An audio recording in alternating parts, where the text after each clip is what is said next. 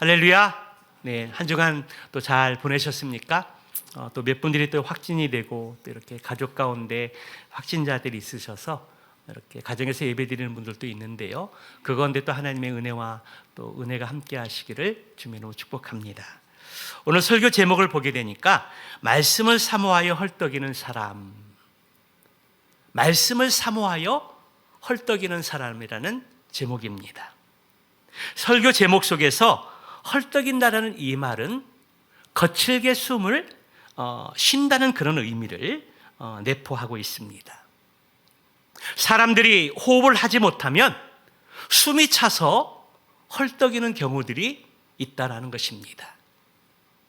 여러분, 언제 우리가 숨을 헐떡이면서 그렇게 어려움을 겪게 될까요?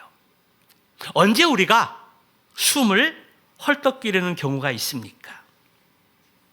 아마도 운동을 심하게 하게 되었을 때, 그리고 힘든 일을 했을 경우에 숨이 차서 헐떡이는 경우가 있는 것을 보게 됩니다.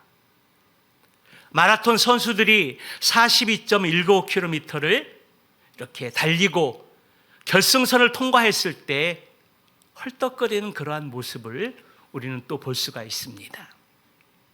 완만한 비탈길을 올라가는데도 숨이 차서 헐떡거리는 어르신들이 있는 것을 보게 됩니다. 또 위험한 상황이지만 심장에 관상동맥이 막혔을 때에 숨이 차서 심하게 헐떡거리는 경우들도 있는 것을 보게 됩니다. 사랑하는 성도 여러분, 여러분들은 언제 헐떡거리십니까? 지금 무엇 때문에 삶 속에서 헐떡거리고 있습니까? 오늘 본문에서 시인은 말하기를 내가 주의 계명들을 사모함으로 내가 입을 열어 헐떡인다라고 그렇게 고백하고 있습니다. 여기 숨을 헐떡인다라고 말할 때 영어 단어는 팬트라는 그러한 단어인데요. 팬트는 숨을 헐떡인다는 그러한 뜻 이외에 갈망한다는 뜻도 가지고 있는 것을 보게 됩니다. 시편 기자는 다른 곳에서 하나님의 은혜를 사모하며 헐떡거리는 모습을 어떻게 표현하고 있는지 시편 42편 1절의 말씀을 보면 우리가 그것을 발견할 수가 있습니다. 하나님이여 사슴이 시냇물을 찾기에 갈급함 같이 내 영혼이 주를 찾기에 갈급하나이다. 이 말을 우리말 성경으로 다시 한번 읽어보면 하나님, 사슴이 시냇물 바닥에서 물을 찾아 헐떡이듯이 내 영혼이 주님을 찾아 헐떡입니다. 그렇게 표현하고 있습니다. 여기에 사용되어진 사슴, 시냇물, 갈급함, 내 영혼이라는 이 표현들은 시편 42편을 기록한 고라 자손들이 지금 처한 환경과 처지, 그리고 그의 심정들, 그리고 전체의 주제들을 구체적이고 뚜렷한 현상으로 표현하고 있는 말들입니다.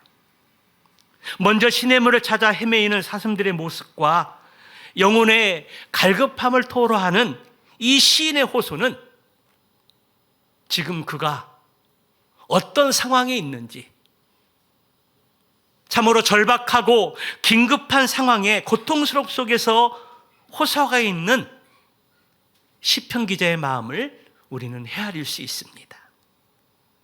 이러한 시인의 상황들은 비유적으로 사용된 갈급함이라는 표현을 통해서 분명하게 확인할 수가 있습니다. 여기 갈급함으로 번역된 히브리어 티아로그는 고대하다, 부르짖다, 헐떡이다는 의미로서 이것은 지속적으로 부르짖고 헐떡이는 모습을 시각화한 표현이라 할 수 있습니다. 시편 42편의 배경은 많은 학자들은 유다 백성들이 바벨론 포로로 끌려간 그 이후에 성전에서 예배를 그리워하며 불렀던 것으로 추측하고 있습니다. 이전에는 하나님 앞에서 목노와 찬양을 드리고 하나님 앞에 예배드리는 시간들이 있었었는데 바벨론 포로로 끌려가서 그렇게 할 수 없는 상황이 이르게 되었을 때에 그 예배에 대한 갈급함에 대해서 지금 호소하고 있는 것입니다. 평범한 일상을 빼앗겨서 단순히 예배를 드리지 못할 정도가 아니라 심한 핍박과 모욕 속에 있는 것들을 표현하고 있는 것입니다. 그래서 하나님의 이름을 부르면서 예배하고 목청껏 찬양했던 그때를 그리워하면서 그때를 기억하면서 표현하고 있는 내용들입니다. 여기 사슴이 시냇물을 찾는다는 말 속에 우리는 전원적인 분위기처럼 평화롭고 고즈넉한 장면을 우리가 상상할 수가 있습니다. 골짜기에서 물이 졸졸졸 흐르게 되고 목마른 사슴의 그리로 달려가서 물을 먹고 목을 축인 그 이후에 다시 산 위로 힘차게 달려가는 그 모습을 우리는 연상할 수 있습니다. 그러나 여기에서 사슴이 시냇물을 찾기에 갈급하다는 이 말은 물이 없는 곳에서 물을 찾는 절박한 심정을 표현하고 있는 말입니다. 이스라엘에는 와디라는 계절의 강이 있는데요, 이스라엘은 우기와 건기가 뚜렷하게 구별되어지는 나라입니다. 우기에는 강물이 넘쳐 흐르다가도 건기가 되게 되면 강물이 마르고 강바닥 밑으로 물이 조금씩 흐르게 됩니다. 시냇물은 바로 그 강바닥 밑으로 흐르는 물이라는 것입니다. 뜨거운 태양만 장렬하는 그 땅에서 물 한 모금 마시기 위해서 사슴이 헤매고 다니다가 그 땅 밑으로 흐르는 물줄기를 발견하고 땅을 파헤치는 그 모습이 바로 오늘 본문에서 사슴이 시냇물을 찾기에 갈급하다라는 그 표현을 말하고 있는 것입니다. 이는 이스라엘 백성들이 지금 바벨론 포로 생활 속에서 감시자들의 눈을 피해서 예루살렘 성전 쪽으로 눈을 향하여 예배하며 찬양을 드리고 싶은 그 간절한 마음과 애틋한 절박한 상황들을 표현하고 있는 말이라는 것입니다. 목말라 헐떡이는 사슴의 모습을 시인은 하나님을 갈망하는 표현으로 오늘 비유한 것입니다. 그 상황이 얼마나 절박한지를 2절의 말씀에서 표현하고 있는데요, 그 2절의 말씀을 우리말 성경으로 보게 되면 내 영혼이 살아계신 하나님을 목말라 합니다. 내가 언제 나아가서 하나님을 뵐 수 있겠습니까? 내가 하나님을 목말라 하면서 내가 언제 하나님을 뵐 수 있겠습니까? 라고 그렇게 소망하고 있습니다. 사랑하는 성도 여러분, 우리도 시인처럼 살아계신 하나님을 갈망하며 예배하는 간절함이 여러분들에게 있습니까? 시인처럼 말씀에 대해서 헐떡일 만큼 하나님의 말씀을 사모하는 은혜들이 있습니까? 우리가 작년에 다니엘 기도회 시간에 탈북하신 뉴 코리아 교회 김은진 사모님의 간증의 말씀을 들었는데요, 아마도 기억나는 분도 있을지 모르겠습니다. 신앙의 유산이라는 그런 제목으로 말씀을 증거하시면서 탈북하기 전에 북한의 삶들을 잠시 나누어 주셨는데요, 그분의 간증을 이렇게 듣게 되면 북한에 있을 때 집에서 이불을 뒤집어 쓰고 후레쉬를 밝히면서 성경을 읽게 되었고, 그리고 지하교회에서 숨어서 숨죽여 가면서 목숨과도 바꿀 수 없는 예배를 드렸다라고 간증을 했습니다. 그리고 예배를 드리다가 아버지가 또 잡혀가고 그 충격으로 할머니가 돌아가시게 되고 우여곡절 끝에 탈북한 이후에 중국으로 넘어와서 중국 교회에서 십자가가 있는 교회에서 큰 소리로 찬양을 드리면서 예배 드리는 모습을 보고 펑펑 울었다고 합니다. 왜 이곳에서는 십자가 있는 곳에서 목 놓아 찬양을 드리면서 예배를 드리고 있는데 내 조국 북한에서는 왜 그렇게 자유롭게 예배하지 못하고 찬양하지 못할까? 그 안타까움이 벅차올라서 중국으로 넘어온 그 첫날 십자가가 있는 교회에서 찬양하며 예배드리는 그 모습이 얼마나 부러웠던지 펑펑 울 수밖에 없었다고 그렇게 간증을 했습니다. 여러분들이 성경을 어떻게 읽고 있습니까? 성경을 읽다가 헐떡거리는 그러한 모습들이 여러분들에게 있었습니까? 여러분, 예배를 사모하십니까? 예배를 드리다가 이렇게 예배 드릴 수 있는 것이 너무나 감사해서 헐떡거리면서 예배를 드리고 계십니까? 바라기는 우리가 말씀을 읽고 예배를 드리다가 헐떡거릴 정도로 말씀을 갈망하고 헐떡거릴 정도로 예배를 사모하는 저와 여러분들의 삶이 되시기를 주님의 이름으로 축복합니다. 요즘 코로나로 인해서 경제적인 어려움으로 낙심될 때가 있고 바쁜 일상으로 말미암아 허겁지겁 살아가는 그러한 상황 속에서 우리의 마음은 늘 하나님을 바라보며 예배가 우리의 삶 가운데 가장 일수를 낼 수 있는 그러한 믿음의 삶이 되시기를 축복합니다. 특히 코로나 오미크론 확진자들이 급등하는 가운데 많은 사람들이 온전한 예배를 드리지 못하고 제한된 예배 상황 속에서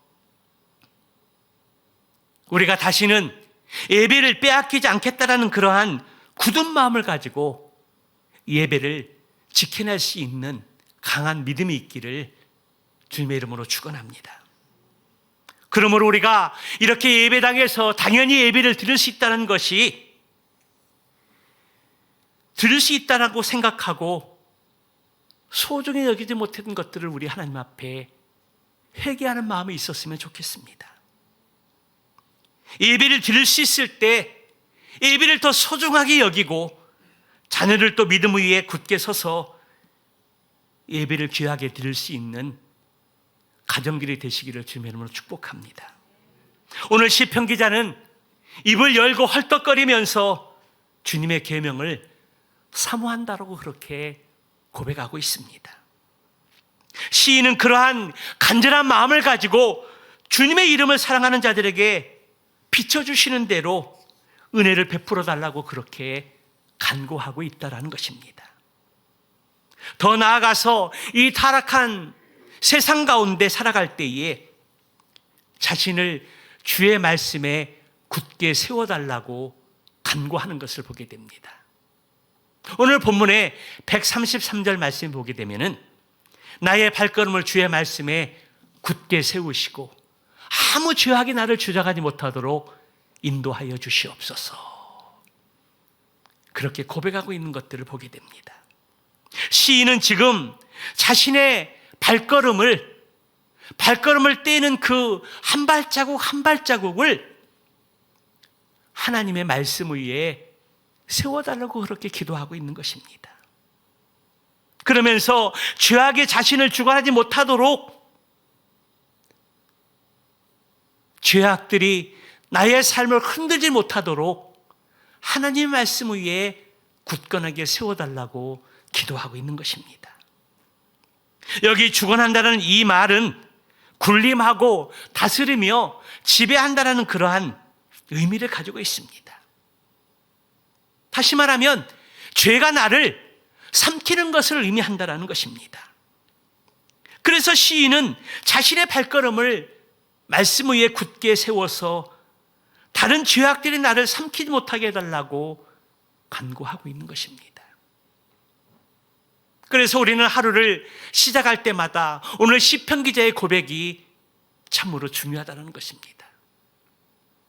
우리가 세상을 살아가면서 일을 하면서 죄 가운데 넘어질 때가 많이 있습니다.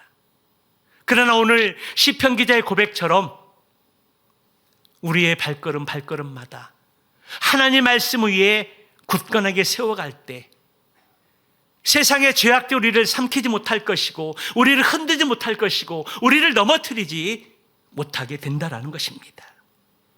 문제의 핵심은 발걸음입니다. 인생은 움직이는 것입니다. 상황도 변하고 생각도 변하고 나이도 먹고 그래서 인생은 진행형이라는 것입니다. 그러한 움직이는 인생 속에서 그럼에도 불구하고 움직이지 않아야 될 삶이 있다는 것입니다. 여러분, 그것이 무엇입니까? 그것은 말씀 위에 우리를 세워가는 것입니다. 2년 전 코로나가 진행되면서 드는 생각이 있다면 코로나 시대 속에서 유독 교회가 박해받고 있다는 생각들이 떠나지 않을 때가 많이 있습니다. 그럼에도 불구하고 우리가 이러한 박해들을 이기고 극복해야 하는 것은 교회에서 예배를 드리고 주님의 사명을 감당하는 데 있어서 넘어야 될 산이라는 사실입니다. 어떠한 방해와 어떠한 박해와 어떠한 제한된 삶이 있다 할지라도 우리는 그러한 장애물들을 넘어서고 하나님 앞에 예배를 드리면서 우리에게 주어진 사명을 힘써 감당해야 한다는 것입니다. 그래서 시인은 주의 얼굴을 내게 비추어 달라고 그렇게 간구하고 있습니다. 박해하는 자들과 악인들이 주의 법을 지키지 않는 상황 속에서도 그것 때문에 내 눈에서 눈물이 흐르고 시냇물같이 흐르지만 나는 주의 법을 지키고 주의 말씀 가운데 나의 발걸음을 굳게 세워서 어떤 죄악도 나를 흔들지 않고 나를 넘어뜨리지 않고 이기게 해달라는 그러한 시인의 간절한 마음이 묻어나고 있습니다. 그렇습니다. 우리 스스로의 힘으로는 타락한 세상에서 견고한 삶을 살기가 쉽지 않습니다. 주님의 말씀이 우리의 삶을 굳건하게 세워주지 아니하시면 우리가 성경 말씀대로 살아갈 수 없다라는 것입니다. 그러기에 우리는 살아있는 하나님의 말씀을 사모하면서 주의 말씀으로 가르침 받기를 간구해야 합니다.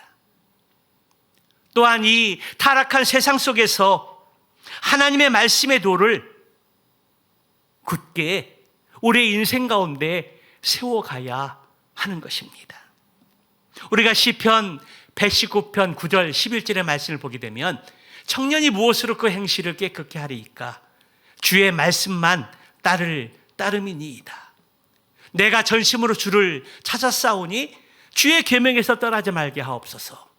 내가 주께 범죄하지 아니하려 하여 주의 말씀을 내 마음에 두었나이다. 오늘 시편 기자는 그렇게 고백하고 있습니다. 오늘 본문의 말씀을 통해서 시인은 다음 세대를 일컬어서 청년이라고 표현하고 있는데요. 여기 청년은 우리 새벽의 이슬 같은 믿음의 청년만 이야기하는 것이 아니라 모든 세대를 아우르는 표현이라고 할 수 있습니다. 시인은 오늘 청년이 어떻게 하나님 앞에서 그 인생을 깨끗하게 세워갈 수 있을까라고 질문을 던진 이후에 곧바로 주의 말씀을 지키는 것, 그 길뿐이라고 답하고 있습니다. 그래서 시인은 행실을 깨끗하게 하기 위해서 전심으로 주님을 찾았다라고 그렇게 고백하고 있는 것을 발견할 수가 있습니다. 오래전부터 정치권에서 화두 가운데 하나는 평등법, 포괄적 차별금지법을 법안화해서 그것을 국회에 상정하고 통과하는 목표를 가지고 있습니다. 그런데요, 세상 곳곳에서 이 동성애 법안들을 통과시키게 되었을 때에 거기에 나타나는 악영향들이 많이 있습니다. 그럼에도 불구하고 우리나라가 그러한 악한 것들을 따라가려고 하는 경향들이 있다는 것입니다. 그래서 오늘날을 일컬어서 하나님의 거룩함을 모욕하는 시대라는 것입니다. 거룩함을 버리고 세상의 정욕을 추구하는 시대라는 것입니다. 우리가 요즘 새벽 기도회에 레위기 말씀을 계속해서 말씀을 읽고 묵상하고 그 말씀을 나누고 있는데요, 이번 한 주간 동안 하나님께 우리에게 해주신 핵심의 말씀이 있다면 그것은 우리가 이 세상을 살아가면서 먹을 것과 먹지 말아야 될 것이 무엇인지, 부정하고 깨끗한 것이 무엇인가를 구별해 주는 말씀이었습니다. 왜 하나님께서 먹는 음식을 통해서 왜 그것을 구별하라고 말씀해 주시는 것일까요? 그것은 하나님께서 거룩한 분이시기 때문에 자녀인 우리들이 거룩한 삶을, 구별된 삶을 살아가도록 도전해 주고 있다는 것입니다. 세상의 사람들은 육신의 정욕과 안목의 정욕과 이생의 자랑들을 추구하고 있지만 하나님의 백성들은 그러한 세상의 삶 속에서 구별되고 거룩한 삶을 추구하고 살아가라는 것입니다. 하나님 앞에서 우리가 거룩하고 구별된 삶을 살아갈 수 있는 길은 세상적인 고행이나 수행의 길에서 있는 것이 아니라 주님의 계명에 있다라고 우리에게 말씀해 주고 있습니다. 그래서 시인은 내가 주께 범죄하지 아니하려고 주의 말씀을 내 마음에 두었다라고 그렇게 고백하고 있는 것입니다. 이 고백은 시인이 얼마나 주님을 갈망하고 주님 앞에서 거룩하게 살려고 구별된 삶을 살려고 몸부림치는 그 시인의 모습을 우리가 발견할 수 있다는 것입니다. 우리는 믿음으로 구원받고 하나님의 자녀가 되었지만 아직까지 우리 가운데 변하지 못한, 그래서 우리의 죄성이 우리의 삶 가운데 남아있다는 것입니다. 그래서 마음속으로부터 자동적으로 올라오는 죄들의 생각과 죄성에 물든 인간의 그 속성 때문에 우리는 자주 넘어지고 그것 때문에 괴로워하는 그러한 삶들이 있다는 것입니다. 오늘 시인은 그러한 것들 때문에 주님 앞에서 온전하고자 몸부림치고 있는 시인의 모습을 우리는 목격할 수 있습니다.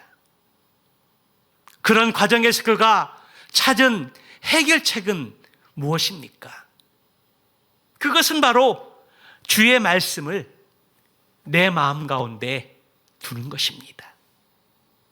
주의 말씀을 암송하는 것을 통해서 그 속에서 올라오는 악하고 죄악된 생각들, 그 행위들을 제어할 수 있는 그 능력이 하나님의 말씀에 있고 그 말씀을 암송하고 내 마음속에 두게 될 때에 그 말씀으로 그 죄악들을 물리칠 수 있다라고 그렇게 고백하고 있는 것입니다.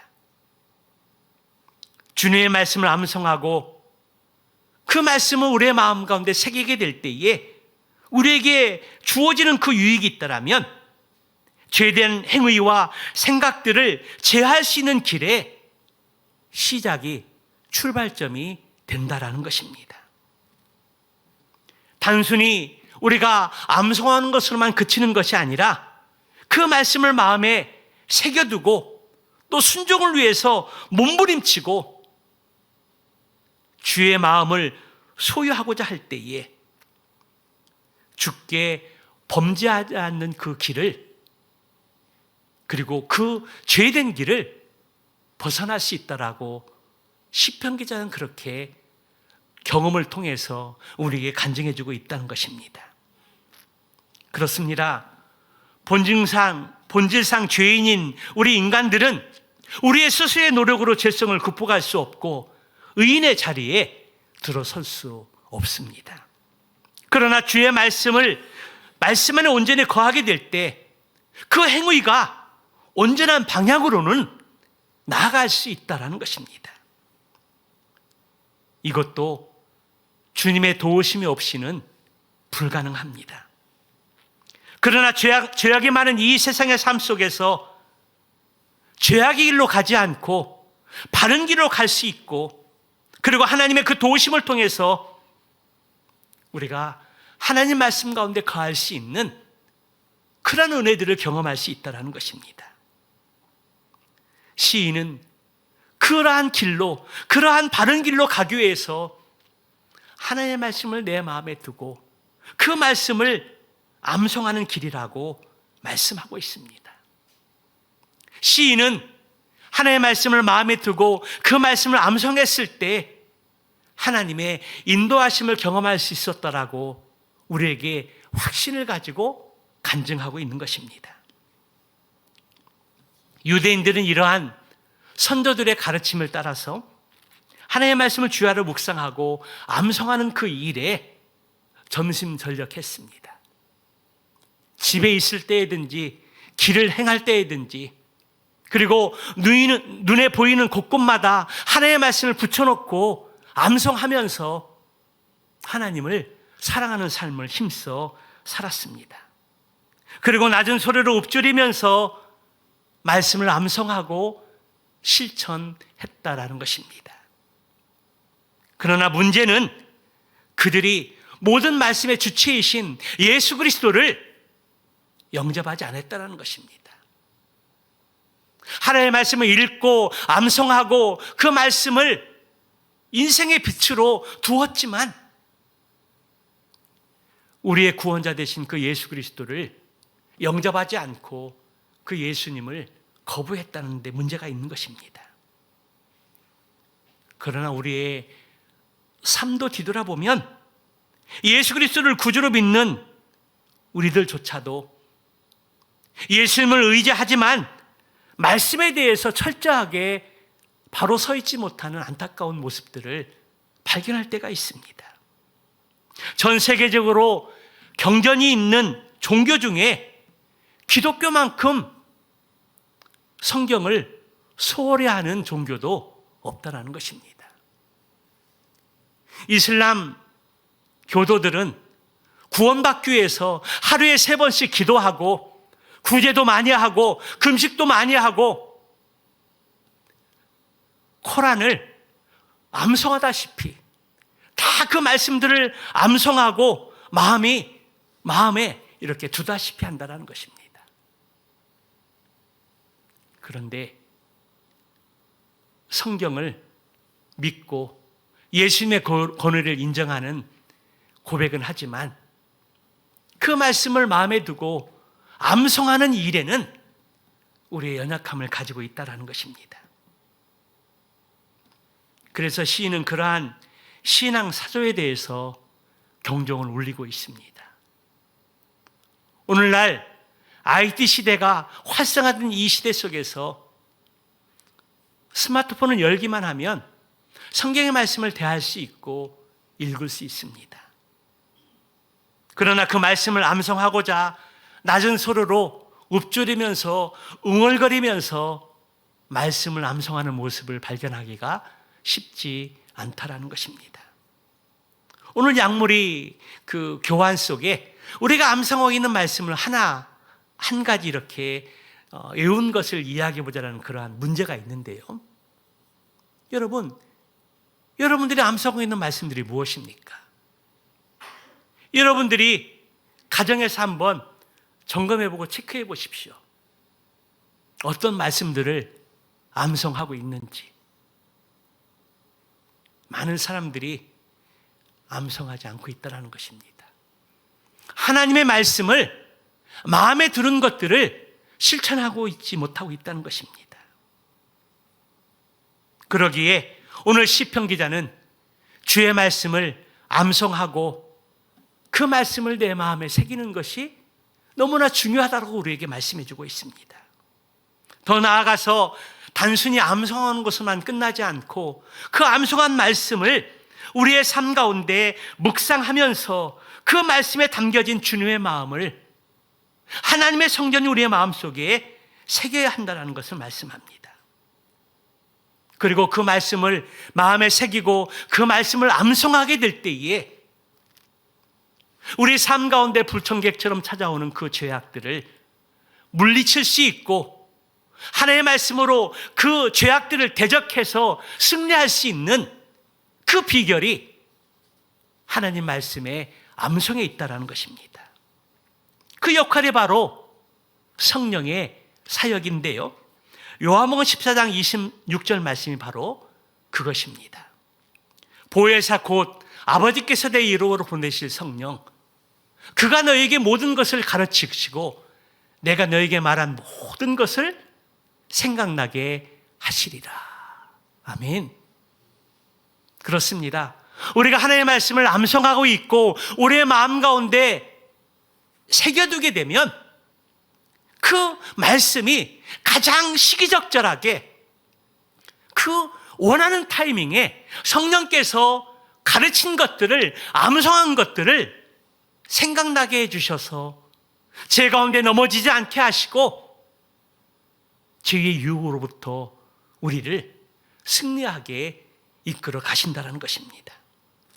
아마도 여러분들이 암송하고 있는 말씀을 통해서 죄를 이기고 죄에 넘어지지 않고 승리하는 어떤 그러한 경험들을 많이 가지고 계실 것입니다.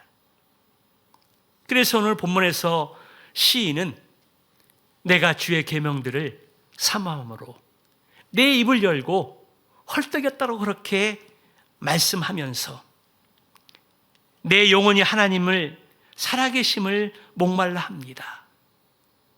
내가 언제 하나님을 배울 수 있겠습니까? 라고 그렇게 소원하고 있습니다. 사람들이 자신을 박해하고 그리고 핍박하는 그런 상황 속에서 주의 말씀을 지키지 않는 상황 속에서 그럼에도 불구하고 나는 주의 법을 지키겠다고 말씀하면서 고백하는 것이 무엇입니까? 나의 발걸음을 주의 말씀에 굳게 세우시고 아무 죄악들이 나를 주관하지 못하게 하옵소서.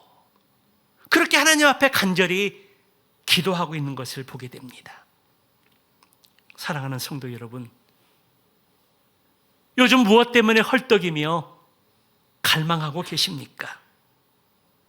또 어떤 죄악 때문에 갈등하며 번민하고 있습니까?